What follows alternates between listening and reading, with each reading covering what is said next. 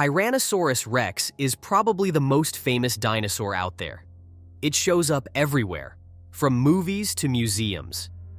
T-Rex plays a major role in movies like Jurassic Park and its sequels, becoming the go-to dinosaur in pop culture due to its dramatic and unforgettable moments. Its skeletons are also star attractions in natural history museums around the world, including the American Museum of Natural History in New York and the Field Museum in Chicago.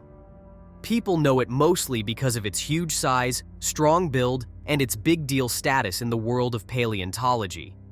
But now meet his not-so-popular big brother, Tarbosaurus, who is mostly known because it's closely related to T-Rex.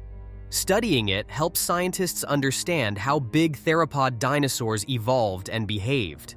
Tarbosaurus, which means alarming lizard, is a large tyrannosaurid dinosaur from Asia that lived around 70 million years ago during the late Cretaceous. The genus includes just one species, Tarbosaurus batar, known mainly from the Nemegt Formation in Mongolia, and some fragmentary finds in China's Subashi Formation. Numerous fossil specimens, including several complete skulls and skeletons, have been discovered, helping scientists study their evolutionary relationships, skull mechanics, and brain structure. There are additional fossil remains from other parts of Asia, but these are too fragmentary to be definitively linked to Tarbosaurus. In 1946, a Soviet-Mongolian team discovered a large theropod skull and vertebrae in the Gobi Desert. By 1955, Soviet paleontologist Evgeny Maleev named it Tyrannosaurus batar, though it was a misspelling of the Mongolian word for hero. Maleev also named another theropod, Tarbosaurus ephremovi, a new genus meaning terror lizard, after Russian paleontologist Ivan Yefremov. Some smaller specimens were initially thought to be Gorgosaurus, but were later reclassified. In the 1960s, A.K. Rojdestvensky proposed that all these specimens were different growth stages of the same species, which he named Tarbosaurus batar. In the 1990s, American paleontologist Ken Carpenter re-evaluated the fossils, renaming them and suggesting that some were distinct from Tarbosaurus. By 1999, most researchers agreed on Tarbosaurus batar. Over 30 Tarbosaurus specimens have been found, including skulls and skeletons, thanks to various international expeditions. In the mid-1960s, a potential juvenile Tarbosaurus was discovered in China, but its classification remains debated. In 2006, a nearly complete juvenile Tarbosaurus skull was found. Fossils, mostly from Mongolia and China, are protected by export bans, though some have been stolen. A notable case involved a stolen Tarbosaurus skeleton that was returned to Mongolia in 2013. Skin impressions and footprints have provided insights into Tarbosaurus's appearance and behavior, though some specimens have been lost or destroyed. Tarbosaurus, while slightly smaller than Tyrannosaurus, was still one of the largest tyrannosaurids. The type specimen pin 5511 measured around 33 feet long, 9.8 feet tall at the hips, and weighed between 5.0 and 5.5 short tons. Other adult specimens were a bit smaller, with weights ranging from 2.4 to 3.7 short tons. The largest Tarbosaurus skull known is approximately 4.4 feet long, larger than those of most other tyrannosaurids, except Tyrannosaurus. The Tarbosaurus skull was tall like Tyrannosaurus, but narrower towards the back, meaning its eyes did not face directly forward. This suggests it lacked the binocular vision seen in Tyrannosaurus. Large fenestrae, openings in the skull, helped reduce weight and provided muscle attachment points. Tarbosaurus had between 58 and 64 teeth, more than Tyrannosaurus, but fewer than smaller tyrannosaurids like Gorgosaurus and Aeolormus. The teeth were generally oval in cross-section, except for the D-shaped teeth at the tip of the upper jaw. The longest teeth were in the maxilla, with crowns up to 3.3 inches long. A unique feature of Tarbosaurus and Aeolormus was a ridge on the outer surface of the lower jaw's angular bone that articulated with the rear of the dentary bone, creating a locking mechanism that other tyrannosaurids did not have. This ridge allowed less flexibility in the lower jaw compared to other tyrannosaurids. In 1948, Soviet and Mongolian scientists discovered a Tarbosaurus skull, pin 5531, originally named Gorgosaurus lancinator, that included the brain cavity. An endocast made from this cavity allowed initial observations of the brain's shape.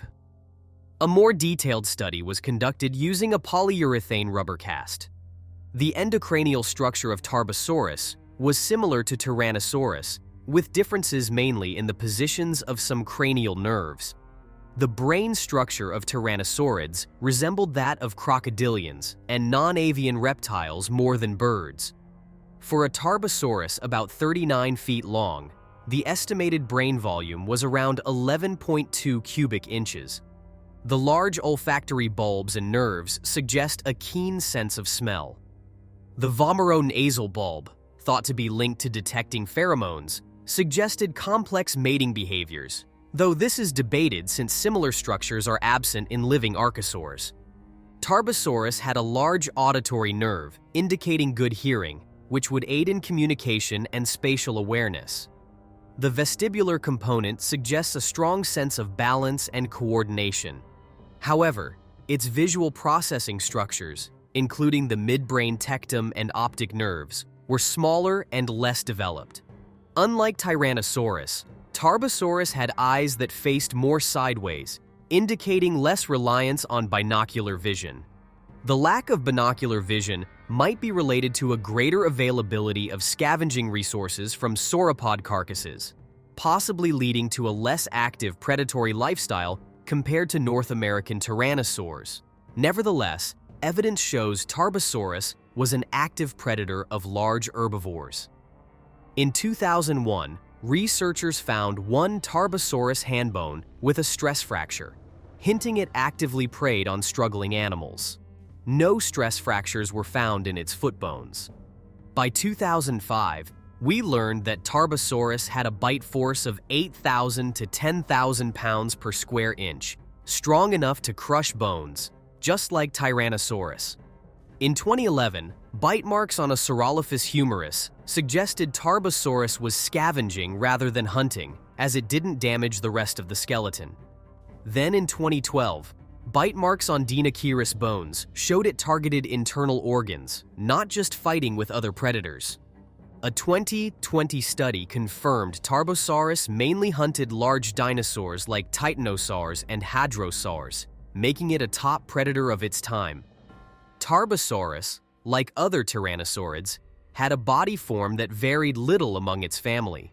The head was supported by an S-shaped neck, and the rest of the body, including the tail, was held horizontally. It had notably tiny arms, the smallest in proportion to body size among tyrannosaurids.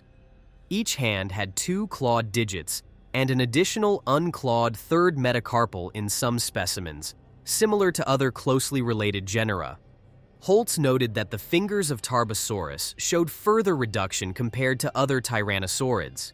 In Tarbosaurus, the second metacarpal is less than twice the length of the first, whereas in other tyrannosaurids, the second metacarpal is about twice as long as the first. Additionally, the third metacarpal in Tarbosaurus is proportionally shorter than in other tyrannosaurids. In genera like Albertosaurus and Daspletosaurus, the third metacarpal is often longer than the first, but in Tarbosaurus it is shorter. The legs of Tarbosaurus were long, thick, and muscular, built to support its bipedal posture. The 3-toed legs helped support the body, while the long, heavy tail acted as a counterweight to balance the head and torso, ensuring the center of gravity was over the hips. Most Tarbosaurus fossils come from the Nemegt Formation in Mongolia's Gobi Desert. While the exact age of the formation isn't radiometrically dated, it's believed to be from around 70 million years ago, during the late Cretaceous. The Nemegt Formation was a more humid environment compared to the older Barungoyot and Jadokta formations, with evidence of large river channels, mud flats, and shallow lakes. It supported a rich ecosystem with abundant food sources for the large dinosaurs living there.